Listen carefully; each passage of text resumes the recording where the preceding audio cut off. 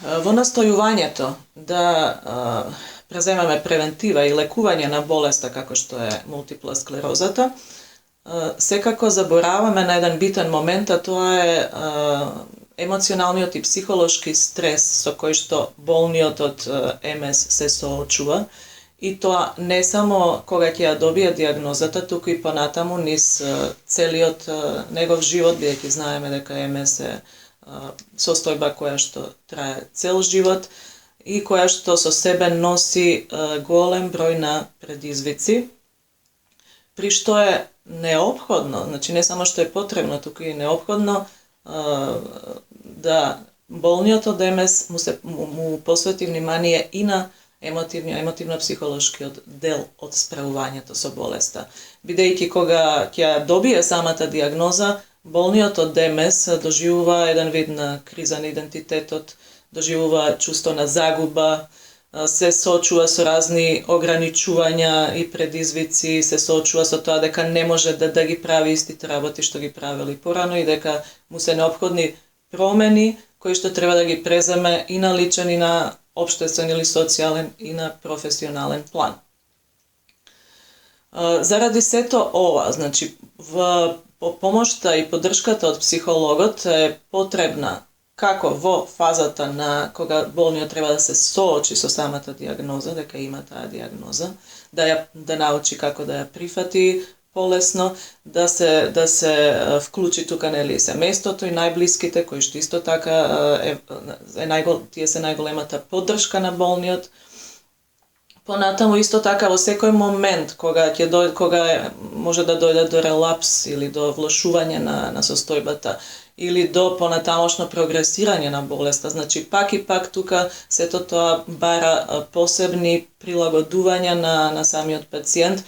каде што е многу потребно да работи со психолог кој што ќе му помогне да се справи со сите тие предизвици, да се соочи со сите ограничувања со кои што се среќава, да му помогне да изнајде начин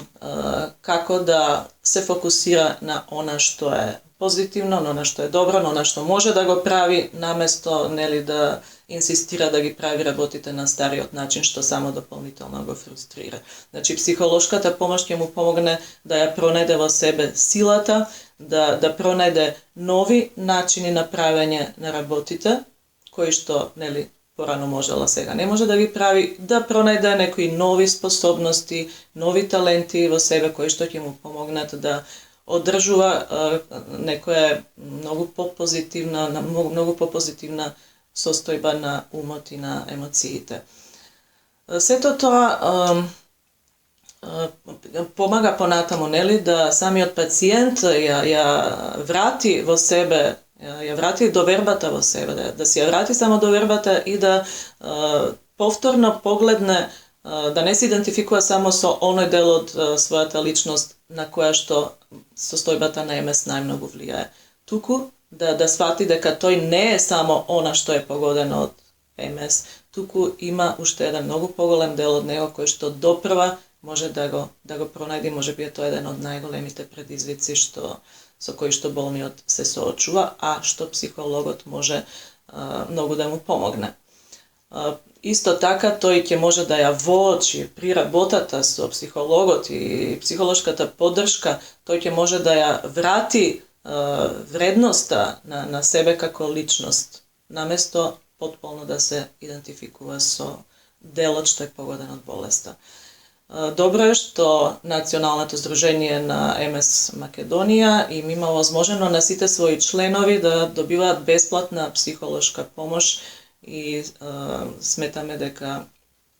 до сега искуствата се одлични, сметаме дека е навистина нешто што болните од ДМС можат да направат за самите себе, да побараат таква помош. Што се однесува до другиот дел од прашањето,